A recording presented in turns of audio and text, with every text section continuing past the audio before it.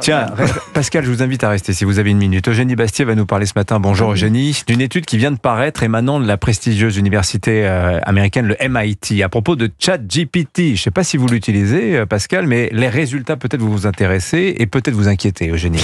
Oui, il s'agit de la première étude de scanner cérébral des utilisateurs de ChatGPT et les résultats sont tout simplement terrifiants, puisque l'IA ne nous rend pas plus intelligents et plus productifs, mais plus idiots et cognitivement affaiblis. Alors l'étude a réparti 54 participants en 3 groupes. On leur a demandé de rédiger plusieurs dissertations, le premier groupe en utilisant ChatGPT, le deuxième en utilisant Google et l'autre sans aucun outil. Alors les chercheurs ont enregistré l'activité cérébrale des participants. Résultat, les utilisateurs de ChatGPT ont montré la plus faible activité cérébrale et ont constamment sous-performé au niveau neuronal, linguistique et comportemental. Le troisième groupe, celui qui utilisait Google, présentait une activité cérébrale importante et exprimait un niveau de satisfaction élevé. Mais c'est quoi le problème dans l'utilisation de ChatGPT? En quoi ça amoindrit notre cerveau? Il y a d'abord la question de la mémoire, bien sûr, puisque 80% des utilisateurs n'arrivaient pas à citer les extraits de ce qu'ils avaient écrit quelques minutes plus tôt grâce au robot, car c'était ChatGPT qui avait réfléchi à leur place.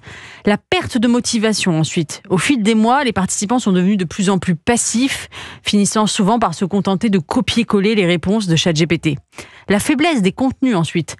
Quand on a demandé aux utilisateurs qui utilisaient ChatGPT de s'en passer, ils ont écrit des dissertations de plus mauvaise qualité que ceux qui n'avaient jamais utilisé l'outil. D'ailleurs, l'étude souligne qu'il est encore très facile de détecter les rédactions réalisées par ChatGPT. Elles dégagent un je ne sais quoi sans âme, mélange de perfection langagière et d'absence d'idées claires. Le discours de ChatGPT est à la pensée moulinée par un humain, ce qu'une salle d'attente de dentiste est à un salon rococo. Alors que c'est inquiétant parce que ChatGPT est utilisé par 93% des jeunes, dont 42% quotidiennement. On peut se demander quel impact aura sur la jeunesse une utilisation quotidienne.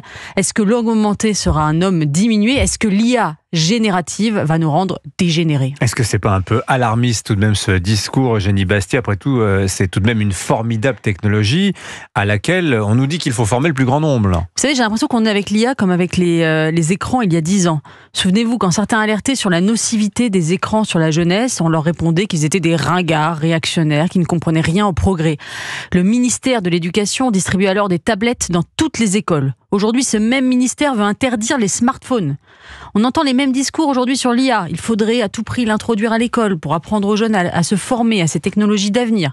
Eh bien moi, je crois au contraire qu'il faut que l'école soit un sanctuaire où les jeunes cerveaux malléables apprennent à réfléchir par eux-mêmes en formulant des raisonnements, en mémorisant et structurant leur jugement. D'ailleurs, la chercheuse à l'origine de l'étude a dit « Si j'ai publié les résultats aujourd'hui, c'est que je crains qu'on nous ponde une maternelle ChatGPT dans quelques semaines ou dans quelques mois. » Nous sommes dans une économie de la connaissance, où de plus en plus c'est l'intelligence qui va faire la différence dans les parcours et la réussite des êtres humains.